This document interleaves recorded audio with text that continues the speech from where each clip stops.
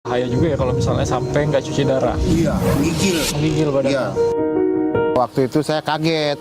Saya mau cuci darah, tiba-tiba BPJS saya dinonaktifkan. Saya waktu ngedengar BPJS saya dinonaktifkan, mundar-mandir 3 jam ada saya.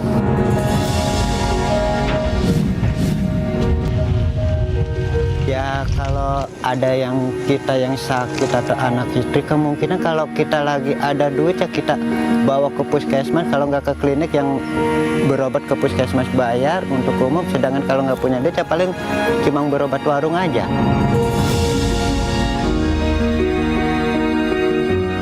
Dari Kemenkes lalu didaftarkan ke BPJS untuk tahun 2026 Februari itu ini jumlahnya Kak gitu, berbasis pada yang keputusan Kemensos tadi. Nah BPJS juga nggak tahu berapa yang dinonaktifkan. Bukan dinonaktifkan dulu baru ground checking, karena itu taruhan kita adalah nyawa di situ.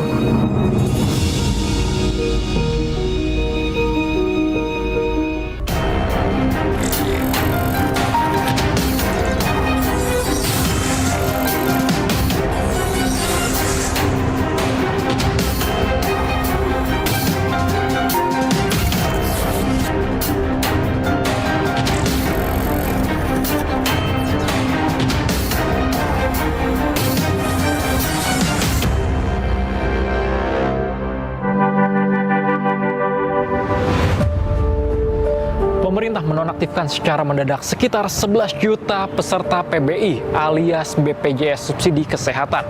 Hal ini menjadi kisruh lantaran nyawa pasien jadi taruhan. Kehidupan ekonomi yang sudah kurang, hak kesehatan pun menghilang. Lantas, apa dibalik kisruhnya penonaktifan PBI alias BPJS Subsidi Jaminan Kesehatan? Berkas Kompas mengulasnya kali ini.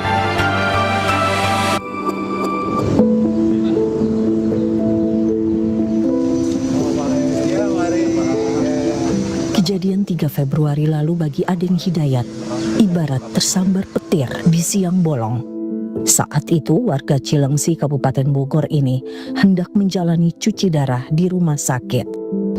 Penyakit gagal ginjal menuntut pria berusia 54 tahun ini rutin menjalani cuci darah 2 kali dalam sepekan. Saat mendaftar di rumah sakit, Adeng diberitahu tak bisa cuci darah karena status peserta penerima bantuan iuran atau PBI BPJS Kesehatan miliknya dinonaktifkan. Padahal dalam 7 bulan terakhir, ia bisa menjalani cuci darah gratis secara rutin tanpa kendala. Waktu itu saya kaget. Saya mau cuci darah, tiba-tiba BPJS saya dinonaktifkan. Kaget saya. Udah gitu, justru nggak ada komentar apa-apa. Dari situ ya udah pulang dari situ. Kaget dan bingung, Adeng sana kemari mencoba mencari tahu penyebabnya dan berharap bisa mengaktifkan kembali status BPJS kesehatannya. Namun tak satu pun menjawab kebingungannya. Ya saya langsung ke desa. Nah dari desa saya ke kecamatan. Dari kecamatan saya ke desa lagi. Dari desa lagi saya ke kecamatan lagi. 2 balik saya ke kecamatan. Pulang pergi itu waktu itu. Mundar-mandir 3 jam ada saya. Lelah menyelimuti langkah Adeng. Dengan tubuh yang kian ringkih, Adeng berjuang mendapatkan hak kesehatannya. Ia yang seharusnya menjalani cuci darah untuk bertahan hidup, dipaksa berhadapan dengan labirin birokrasi. Ada penjelasan Pak tapi dari sana? Nggak ada dari rumah sakit, nggak ada sama sekali. Mereka ada tindakan atau angkat tangan? Nggak ada, ya angkat tangan dia. Kami menghubungi BPJS Kesehatan untuk mengonfirmasi mekanisme penonaktifan peserta subsidi BPJS Kesehatan yang tanpa pemberitahuan sama sekali. Namun, permohonan wawancara kami tidak diakomodasi BPJS Kesehatan. Hampir 2 pekan tidak menjalani cuci darah, tubuh Adeng mulai menunjukkan gejala. Bengkak Pak. Iya, bengkak. Contohnya kaki saya bengkak. ada aja kelainannya, ada aja lah, menggigil lah, terus sesak napas lah, ada aja kalau nggak cuci darah. Adeng mengaku hanya bisa pasrah dengan penghasilan sebagai petugas keamanan harian lepas di sebuah kompleks perumahan. Tak mungkin ia mampu membayar biaya cuci darah sebesar 800.000 hingga 5 juta rupiah untuk sekali tindakan.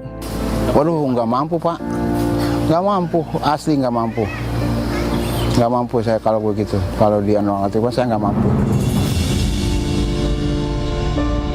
Pertengahan Februari lalu, Adeng akhirnya bisa menjalani cuci darah setelah kepesertaan BPJS PBI-nya kembali diaktifkan pemerintah. Selama tak cuci darah sekitar 2 pekan, dengan tubuh yang terus melemah, Adeng memaksakan diri untuk tetap bekerja demi menyambung hidup. Sistem upah harian di tempat kerjanya membuat Adeng tak punya pilihan. Saya buruh harian. Ya, buruh harian. Itu jam kerjanya seperti apa, Pak? Jam kerjanya dari jam 8 sampai jam 4. Buruh harian lepas berarti? Iya. Setelah berpisah dengan istri dan kedua anaknya, Adeng kini hidup sebatang kara di rumah peninggalan orang tua yang tak lagi layak huni. Bocor dari sini, Pak nih. Bocor. Adeng mengaku kehidupannya pas-pasan. Penghasilan yang didapat hanya cukup untuk memenuhi kebutuhan perutnya saja. Bahkan sepeda motor yang sehari-hari digunakannya merupakan pemberian keluarga. Saya seharinya itu 50.000. Ya kadang-kadang saya dapat 1,5 juta. Gitu. Itu menentu, Pak? Enggak. Kalau saya masuk pool, kalau saya nggak masuk pool, enggak. Kan nggak ada istri, nggak ada apa. Saya makan aja di warung, Pak. Sampai, ya maaf, kalau makan itu ala ada kadarnya lah saya. Kami mengecek data Adeng dalam Pusat Data Penerima Bantuan Sosial di Kementerian Sosial. Menurut data Kemensos, Adeng masuk dalam desil 6 hingga 10 Data Tunggal Sosial Ekonomi Nasional atau DTSEN. Ini adalah kelompok kategori keluarga menengah hingga sangat kaya. Adeng tercatat tidak menerima bantuan sembako dan program Keluarga Harapan atau PKH, tetapi berstatus PBI BPJS Kesehatan. Padahal jika melihat kondisi kesejahteraannya, Adeng tidak layak dikategorikan warga ekonomi menengah. Adeng mengaku selama ini tak pernah didatangi petugas untuk mengecek kondisi kesejahteraannya. Nggak pernah, iya. Ya. Saya bikin ini BPJS ini sama anak saya yang cewek, yang sekarang adanya di Sumedang, ikut mantan istri saya.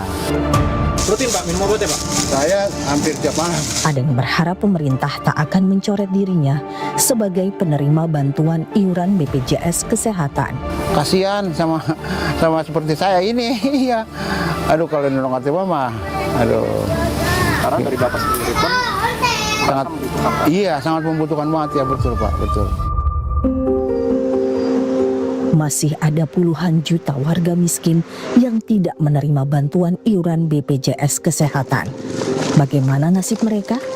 Ya kalau ada yang kita yang sakit atau anak istri, kemungkinan kalau kita lagi ada duit ya kita berobat ke puskesmas bayar untuk umum. Sedangkan kalau nggak punya duit ya paling cuma berobat warung aja.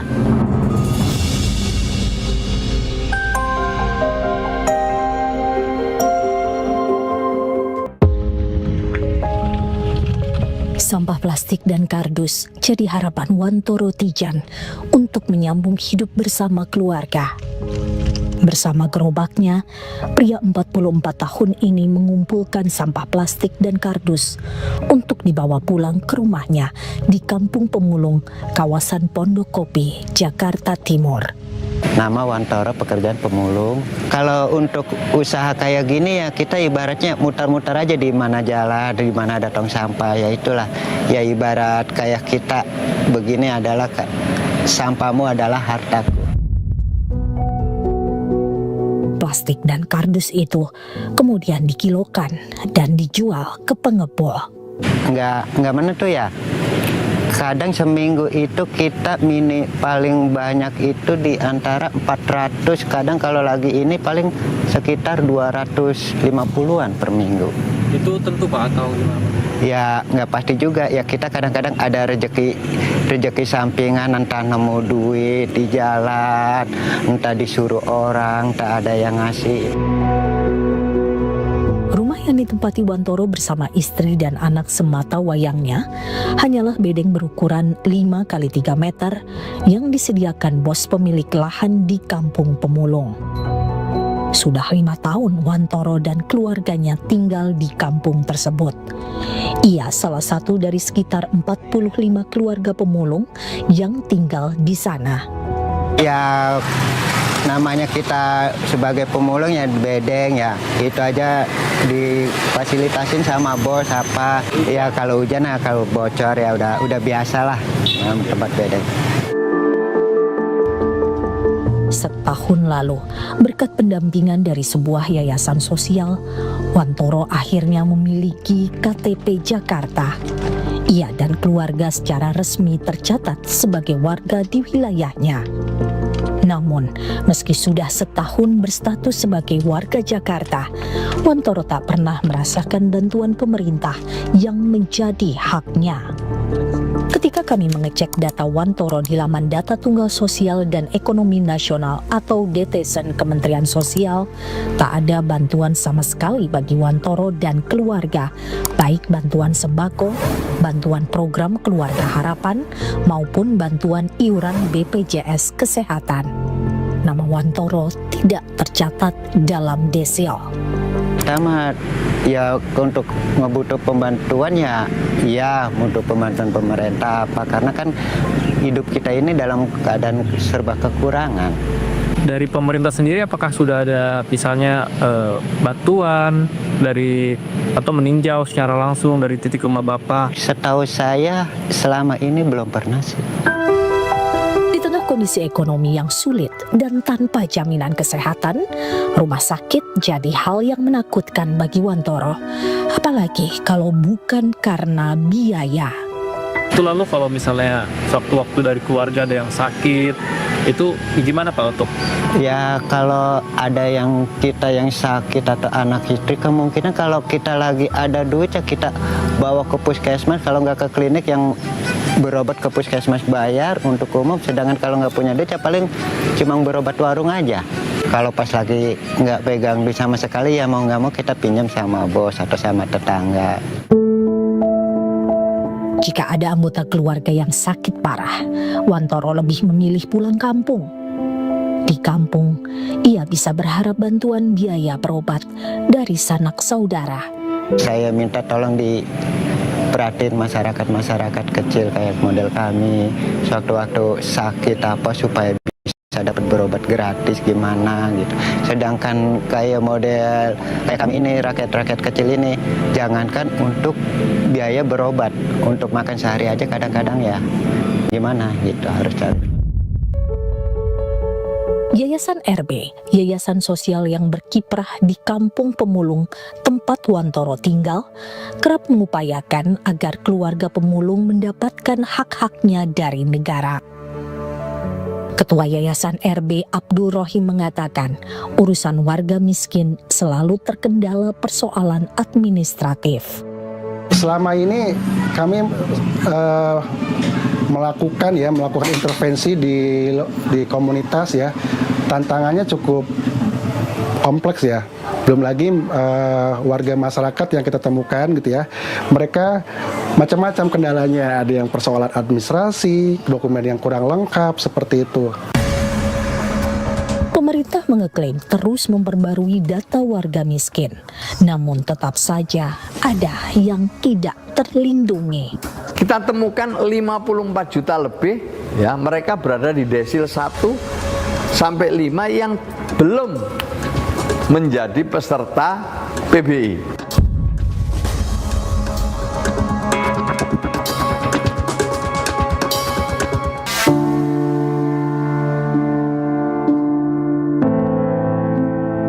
Penonaktifan mendadak 11 juta lebih kepesertaan BPJS Kesehatan segmen penerima bantuan iuran alias subsidi sempat memicu kekisruhan di lapangan. Penonaktifan berlaku tanpa pandang bulu, termasuk bagi pasien cuci darah seperti Adeng Hidayat. Kalau memang dicek satu persatu pasti otomatis kegegerannya nggak ada. Dan nggak mungkin juga kalau 11 juta kemudian dicek satu-satu kan. Tapi pasti melalui satu sistem. Bukan dinonaktifkan dulu baru ground checking. Karena itu taruhan kita adalah nyawa di situ. Jadi ini nggak sekedar soal kita bicara hak atas kesehatan ya. Itu mungkin mereka akan anggap itu kan di atas kertas. Tapi bagi masyarakat yang jaminan kesehatan mereka dicabut, itu nyawa taruhannya. Direktur Utama BPJS Kesehatan 2021 sampai 2026 Ali Gufron Mukti menyebut, penonaktifan itu berdasarkan data yang diberikan Kementerian Sosial. Menurut Ali, data itu diberikan ke BPJS Kesehatan pada 26 Januari lalu dan mulai berlaku pada 1 Februari 2026. Dari Kemenkes lalu didaftarkan ke BPJS untuk tahun 2026 Februari itu ini jumlahnya Kak gitu, berbasis pada yang keputusan Kemensos tadi. Nah BPJS juga nggak tahu berapa yang dinonaktifkan. Menteri Sosial Saifullah Yusuf menegaskan, penonaktifan 11 juta lebih penerima BPJS Kesehatan subsidi merupakan bagian dari upaya pembenahan agar bantuan iuran tepat sasaran. Tapi ada sebagian kemarin itu yang mungkin memiliki penyakit katastropik atau kronis yang merasa keberatan. Itu pun kemudian dengan DPR kita sepakati untuk kita reaktivasi secara otomatis yang 106.000 yang memiliki penyakit kronis tersebut. Nah sisanya yang 11 juta itu kita verifikasi lagi sampai nanti di bulan April paling lambat udah tuntas. Penonaktifan kepada penerima bantuan iuran adalah proses transisi di mana nanti kepada yang sudah mampu untuk siap-siap, yang sudah mampu tidak berhak menerima PBI untuk siap-siap. Intinya itu transisinya. Pemerintah pun mengakui ada persoalan akurasi data, sehingga banyak penerima bantuan iuran bukan merupakan warga miskin. Mereka berada di kelompok desil 6 hingga 10 pada data Tunggal Sosial Ekonomi Nasional atau DTSEN yang dikategorikan keluarga menengah hingga sangat kaya. Bapak Ibu lihat, ada juga orang kaya, paling kaya desil 10 yang masuk PBI. Nah data ini masih ada. Nah kalau orang kaya yang 10 itu masuk PBI, misalnya di situ ada datanya berapa? 1.824 orang desil terkaya mendapatkan PBI. Akibatnya ada orang yang harusnya masuk PBI tidak bisa masuk. Koordinator Advokasi BPJS Watch, Timbul Siregar menyebut, persoalan besar penyaluran bantuan iuran BPJS Kesehatan adalah lemahnya sistem validasi dan verifikasi lapangan. Selama ini kan proses kekisruan ini banyak masyarakat bilang, saya nggak pernah didatengin Pak. Sehingga tiba-tiba saya desil 6. Bagaimana dia tahu keluarga kami? Nah ini yang harus dipastikan. Nah saya bilang waktu kemarin ketemu juga dengan Pak Mensos, ketika pendataan itu juga diberikan tanda terima bahwa si keluarga ini memang sudah dikunjungi. Padahal aturan terkait pendataan warga miskin telah diatur secara jelas. Saya mau menyimpulkan bahwa mereka tidak membaca pasal 4 PP 101 tahun 2012 yang mengamanatkan begini. Kan di pasal 2 Mensos menetapkan kriteria orang miskin dan tidak mampu. Kriteria ini diserahkan ke BPS. BPS melakukan pendataan. Pendataan itu nanti diserahkan lagi ke Mensos. Mensos akan melakukan di ayat 3-nya verifikasi dan validasi. Pemerintah mematok sekitar 96 juta warga miskin sebagai peserta BPJS Kesehatan PBI pada 2026. Kementerian Keuangan pun menyiapkan anggaran sekitar 46 hingga 56 triliun rupiah. Anggaran ini diklaim tidak berubah. Jika menilik portal data JKN, jumlah penerima ini berkurang sekitar 15 juta orang. Berdasarkan data tersebut, per 31 Januari 2026, segmen PBI APBN mencapai lebih dari 40% dari total peserta program JKN yang sebanyak 279 juta orang. Artinya, penerima PBI mencapai sekitar 112 juta orang. Saya hanya ada penjelasan sedikit tentang pertanyaan Ibu dari Komisi 9 tadi. Kenapa uang dari Kementerian Keuangan seret katanya. Jadi kita udah alokasikan iuran untuk PBI JK tahun 2026 itu sebesar 56,464 triliun. Yang 46,464 triliun itu udah masuk dalam DIPA Kementerian Kesehatan dan sudah siap digunakan. Betul Pak? Yang 10 triliun lagi juga dalam DIPA Kementerian Kesehatan ini masih diberikan catatan diblokir menunggu dasar kebijakan lebih lanjut. Jadi tergantung Kementerian Kesehatan maunya apa, mau diapain, kita belum clear. Direktur Eksekutif Pusat Kajian Hukum dan Anggaran atau PUSKH Indonesia, Yenti Nur Hidayat, menyoroti persoalan transparansi dalam penganggaran bantuan iuran BPJS Kesehatan. Kalau Pak Purbaya bilang anggarannya sama, ya bisa jadi anggarannya sama, anggaran premi yang dibayarkan itu sama, tetapi anggaran yang kemudian disediakan oleh pemerintah untuk menjamin masyarakat miskin tentu akan berubah. 11 juta dikeluarkan dari 96 juta itu kira-kira ada sekitar berapa tuh efisiensinya ya? Di luar kisruh penonaktifan jutaan peserta BPJS PBI, pemerintah mengakui masih banyak warga miskin yang belum terlindungi subsidi BPJS Kesehatan. Lantas bagaimana nasib mereka? Kita temukan 54 juta lebih ya, mereka berada di desil 1 sampai 5 yang belum menjadi peserta PBI. Dari 54 juta yang exclusion error itu kita masukkan penerima manfaat. Sementara yang 15 itu kita angkat ke atas. Jadi pemutakhiran ini adalah mengalihkan. Harusnya kan 111, tapi kan tidak dijalankan. Memang kalau 111 artinya APBN harus menganggarkan pembayaran iuran itu lebih dari 48,7 triliun. Kalau yang 96,8 juta kan kali 42.000 kali 12 bulan kan 48,7 triliun. Kalau dia dinaikkan menjadi 111, ya konsekuensinya harus naik. Nah, demikian juga di 2024. Tapi kan 2023, 2024, 25 dan 26 sekarang masih 96,8. Nah, tentunya anggaran dari yang 11 juta yang sakit bisa otomatis, dari 54 juta yang sakit bisa lanjut, itu ada cadangan dananya sebenarnya. Karena di APBN 2026 ditambahkan 20 triliun untuk cadangan bagi JKN dari Kemenkeu. Pada akhirnya, kesehatan bukan sekadar barisan angka dalam sistem birokrasi, melainkan detak jantung manusia yang tak boleh berhenti hanya karena selembar administrasi.